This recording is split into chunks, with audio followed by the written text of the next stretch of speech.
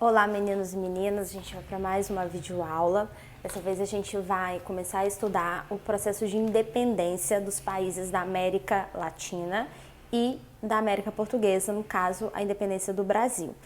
Mas o processo de independência do Brasil, que a gente começou já a ver como é que ocorreu o processo nas aulas anteriores, quando a gente estudou as rebeliões coloniais, Conjuração Mineira e Conjuração Baiana, quando nós estudamos a vinda da família real para o Brasil, que vai interferir diretamente nesse processo de independência da América Portuguesa, né, no caso do Brasil, mas a independência do Brasil ela é parte de um processo muito maior de independências que vão acontecer no nosso continente e vão ter outros movimentos que vão ser precursores.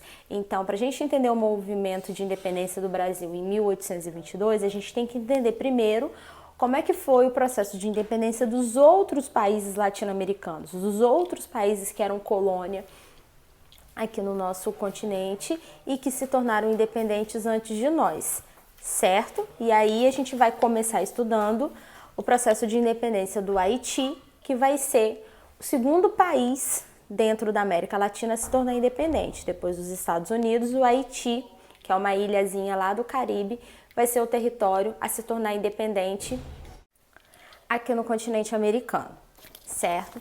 Mas antes da gente entender o processo de independência do Haiti, a gente vai estudar o que era América Latina, o que é esse conceito de América Latina, o que é essa ideia de América Latina. A gente ouve muito falar sobre América Latina,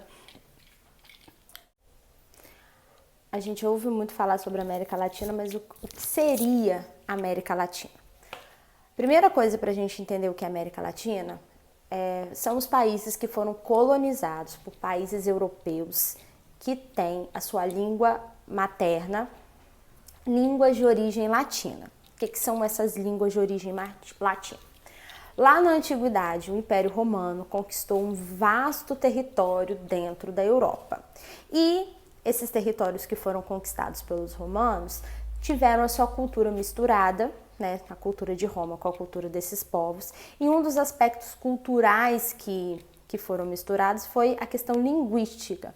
Então vão surgir línguas dentro da Europa que são chamadas de línguas latinas, porque são línguas que a origem vem do latim, que era a língua que se falava no Império Romano.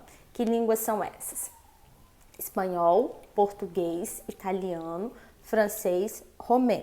Então, quando esses países colonizam o território americano, automaticamente eles trazem a sua língua e aí nós vamos ter, né, essas línguas predominando em boa parte da América, que é o espanhol, principalmente nos territórios que foram colônias espanholas, o português, aqui no Brasil, e o francês em alguns territórios dentro do continente americano também.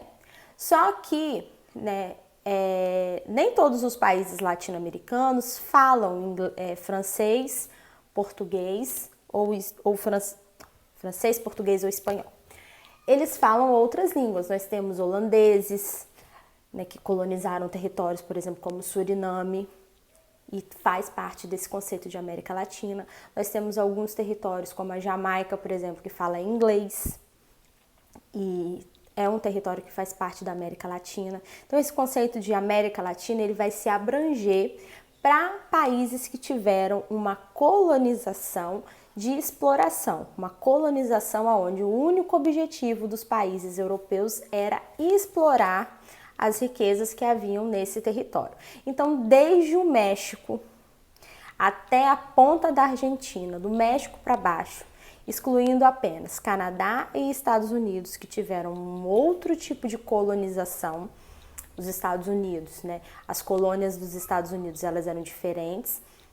Uma parte da colônia era destinada à exploração, como aconteceu aqui no Brasil e nos outros territórios, né, da Espanha, da França e tudo mais, né, que foram as colônias do Sul, grandes plantações de algodão, mão de obra escrava, exploração do território, exploração da mão de obra, mas em territórios do norte dos Estados Unidos, as colônias do centro e do norte, houve uma colonização que a gente chama de colonização de povoamento, onde famílias vieram colonizar o território e esses territórios eles foram, né, se transformaram, né, em pequenas fontes de renda de economia familiar, com desenvolvimento de manufaturas, de pequenas propriedades agrícolas e tudo mais. Então a gente vai ter essas diferenças. E o Canadá também vai ter um outro tipo de colonização, um território muito frio, vai ser colonizado parte pelos franceses, parte depois pelos ingleses, e vai ter um outro tipo de colonização que também não vai ser uma colonização de exploração, por conta dessa questão territorial ser muito frio.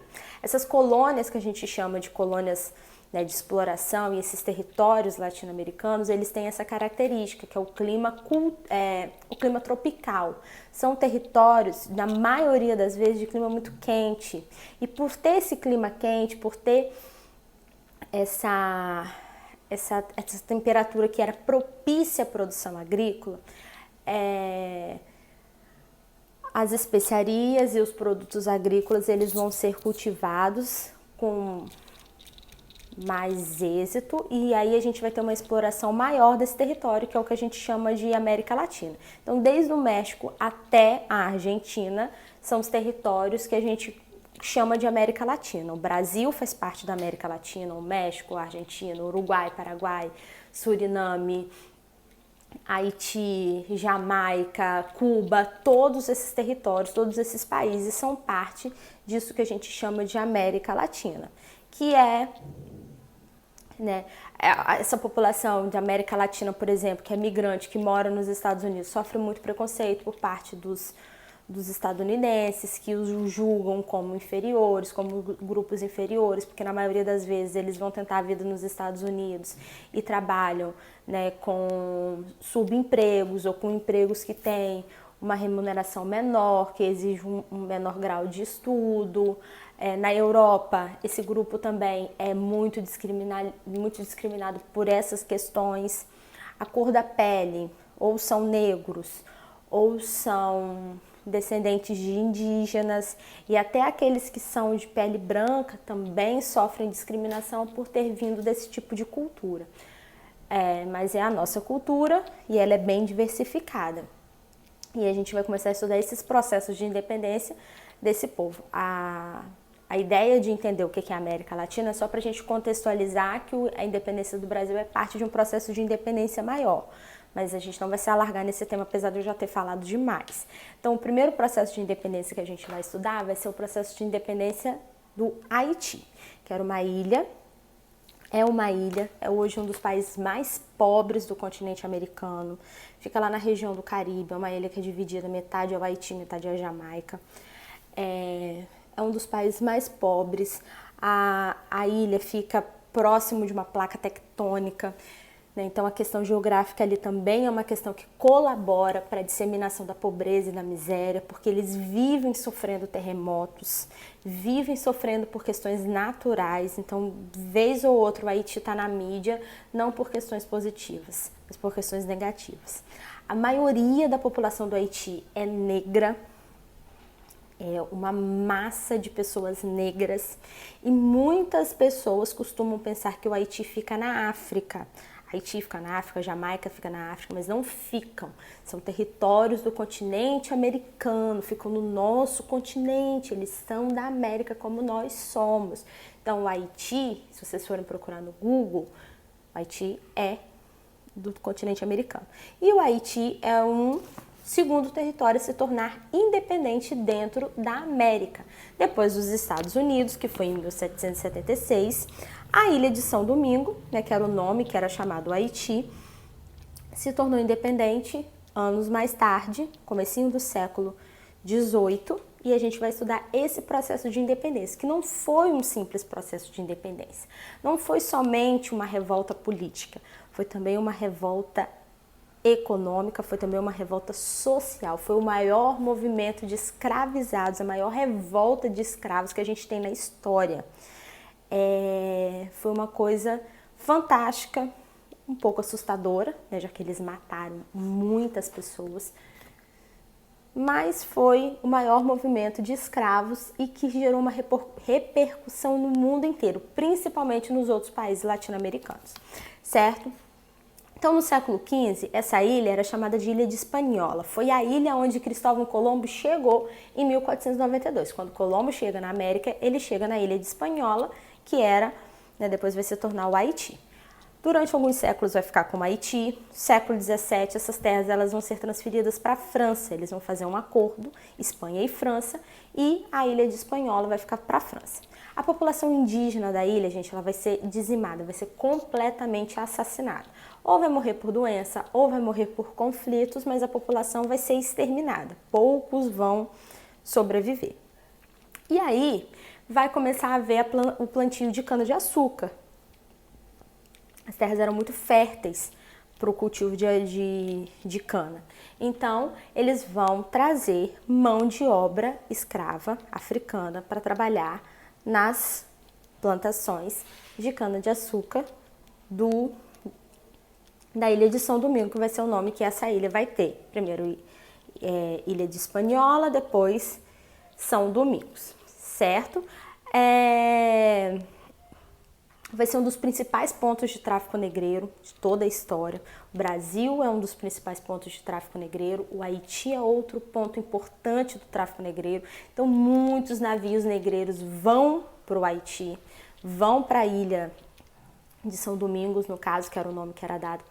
Né? Eles vão desembarcar lá levando mão de obra escravizada, certo? E muitos escravos dedicados ao cultivo e à plantação de açúcar. Vão ter pequenos grupos de mestiços livres, brancos pobres livres, uma pequena elite branca, pequena mesmo, eram poucos membros de uma elite branca que estavam no topo, um número razoável de mestiços, negros livres e brancos pobres que tinham poucos direitos, principalmente os mestiços e os negros livres. Eles tinham poucos direitos e eles sofriam uma forte discriminação, do tipo, se alguém branco almoçar ou jantar na casa de uma pessoa negra, mesmo ela sendo livre, aquela pessoa branca, ela estava excluída do grupo social dos brancos.